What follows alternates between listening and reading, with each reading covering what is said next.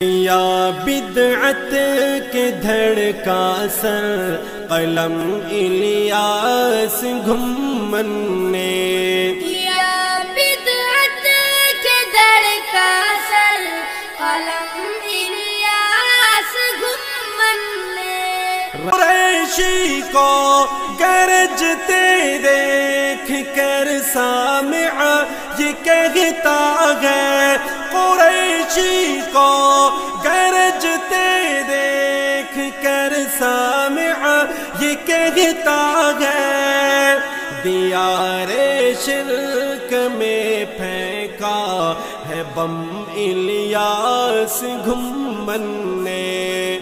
بسم اللہ الرحمن الرحیم۔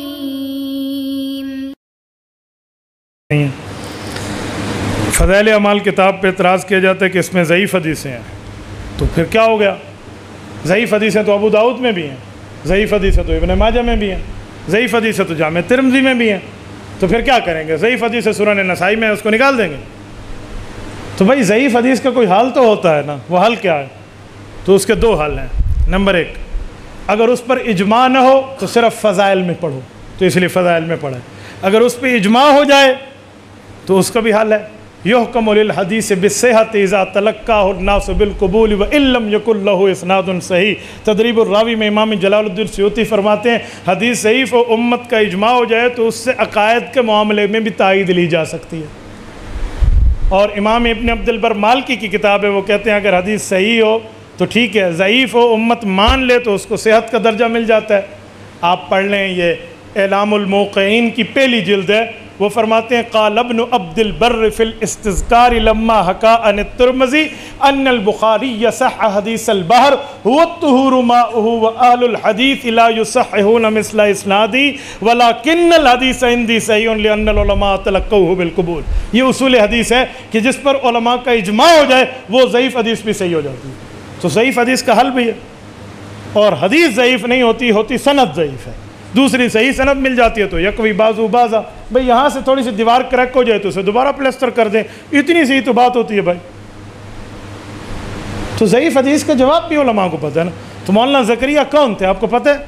اس دھرتی پہ امیر المؤمنین کا سب سے پہلا لقب حضرت عمر کو ملا ہے، خلیفۃ المسلمین کا سب سے پہلا لقب حضرت ابو بکر کو ملا ہے، اور امام اعظم کا پہلا لقب حضرت ابو حنیفہ کو ملا ہے، اور اس دھرتی پر سب سے پہلا لقب شیخ الامام اس کا قاضی القضات کے امام ابو یوسف کو ملا ہے، اور اس دھرتی پر سب سے پہلا لقب شیخ الحدیث کا مولانا زکریا کو، من لقب فی عالم الاسلامی اولا بشیخ الحدیث۔